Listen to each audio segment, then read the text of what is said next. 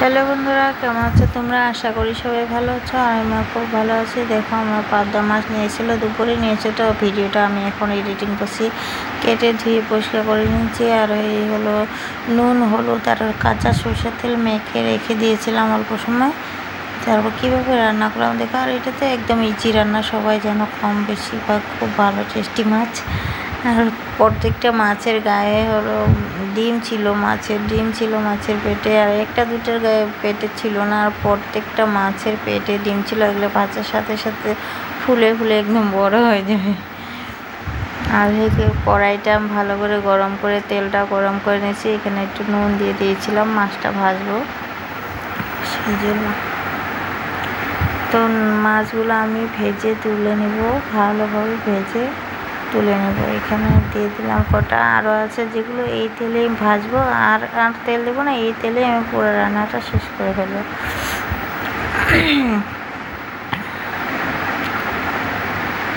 তো এপিট ওপিট করে মাছগুলো আমি ভেজে নিচ্ছি। ভেজে নেওয়ার পর আমি মাছগুলো নামিয়ে নেব।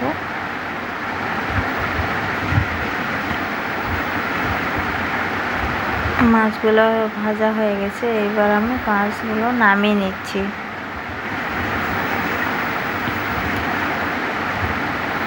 আর বাকি যেগুলো ছিল একসাথে সব দিয়ে দেবো এখানে।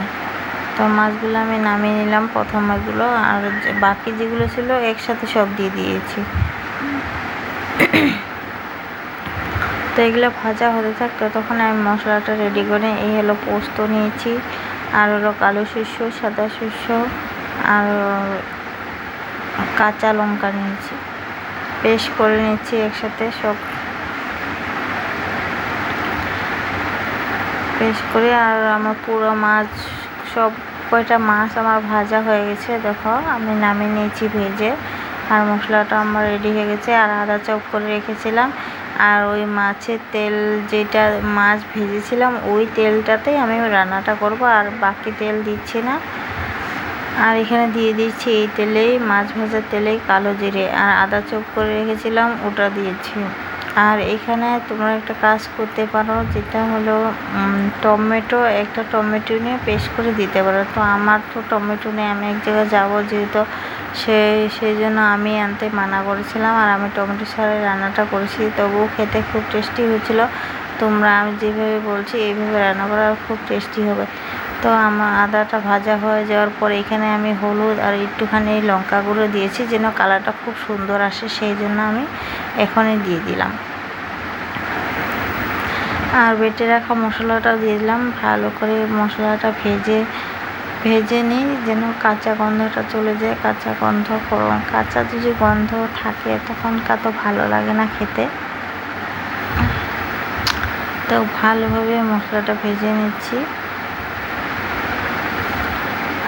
কাঁচা গন্ধ চলে যাওয়া পর্যন্ত।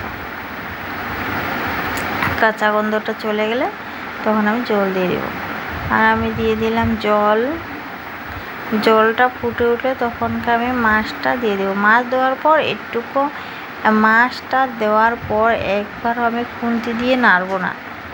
খুন্তি দিয়ে নাড়লে একদম নরম মাছগুলো এমনিতেই নরম থাকে, মানে খুন্তি দিয়ে নাড়লে ভেঙে যাবে।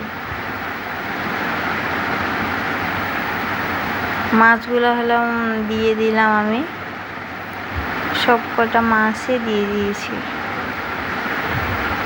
যতগুলো মাছ ছিল সবগুলো দিয়ে দিলাম।